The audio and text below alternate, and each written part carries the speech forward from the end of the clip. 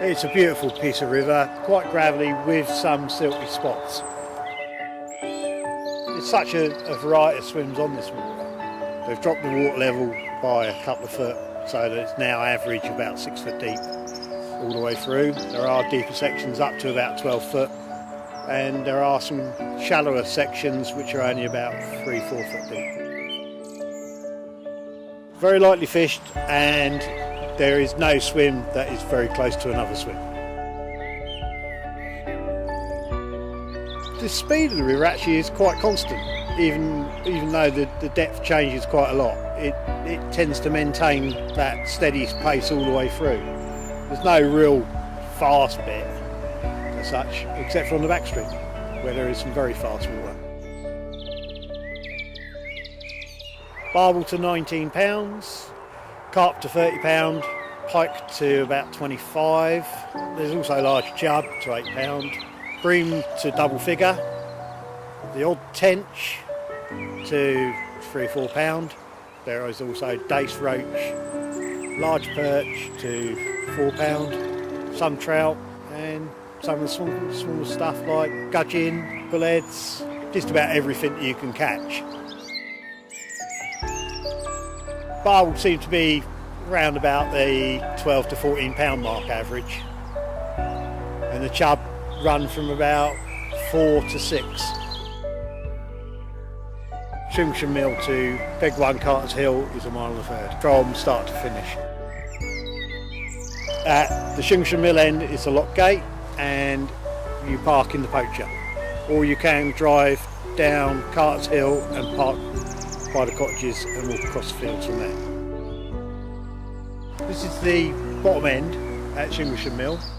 This bit is shallow and weedy, but further up it gets slower, deeper, a lot of quite deep holes.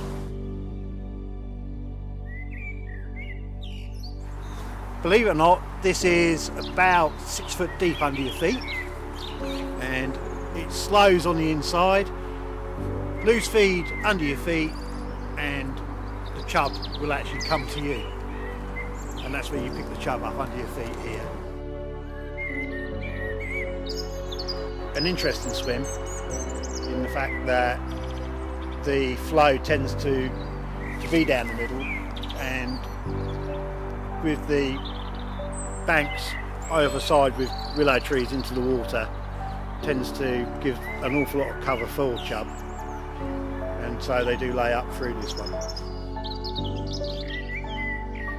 About 10 pegs up there is the Tumble Bay, where a third of the river splits off into our backstream. It's a very small, narrow river, much faster. Has got deep holes, and they tend to be where the fish will be lying. So you find the deeper areas of the water which you can see and fish those, and that will be where you most likely pick up stuff like barbel, which go to about 14 pound on the backstream, and chub to about 3 or 4 pound. It has some weed beds in places. There is also beds of pipeweed in places as well. The backstream is gravel basically all the way through. There's a third more water in this part than below the Tumble Bay. Roughly a third's diverted off down through the Tumble Bay area in the backstream. You can go hunting the fish, which is the roving approach, where you just stop off and try different swims, probably walk up to the end and work your way back, or plump for one and settle down, or pre-bait a swim, do some roving and then come back and sit in the swim you pre-baited.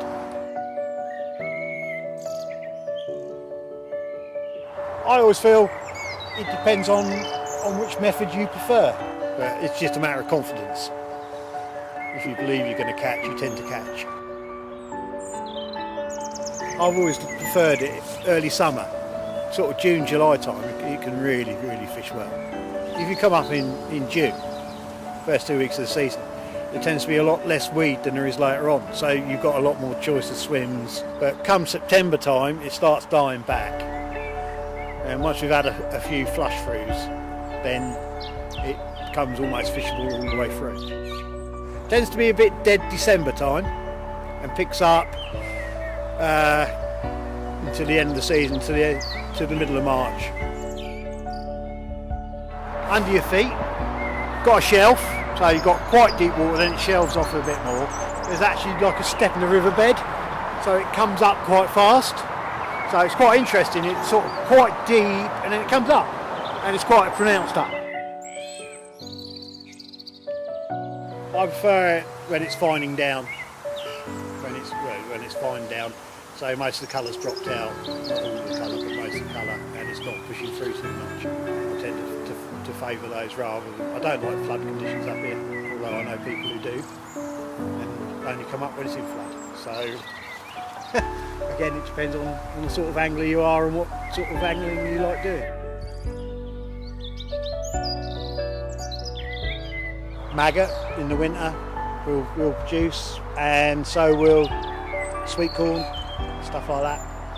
A lot of people now are using pastes, various pastes, and that seems to produce for some people. They all follow scent trails. The old hemp and maggot and castor does work still quite well up here. This one has in the past produced a 19-pound barbel, and in a different session a 30-pound carp. There tend to be better swims for the barbel. Does depend on the time of year, and river conditions do count as well, but yeah, they do tend to lay up in the same sort of swims all the time.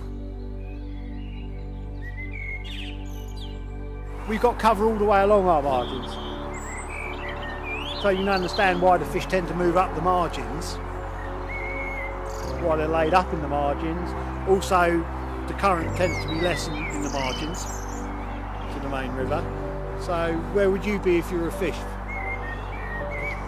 You tend to be in the margins where the most food is, and the current's less. The thing with this river, the depth starts there. It tends to go down and out. You'll just find that the depth here is the same as it is out there, or maybe might be a foot difference. It's a beautiful piece of river. There is an awful lot of fishing, and there's some very good fishing if you can find the right technique that suits your style.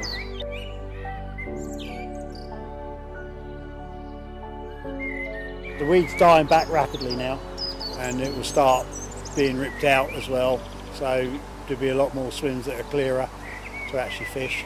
So hopefully it will fish well through the winter.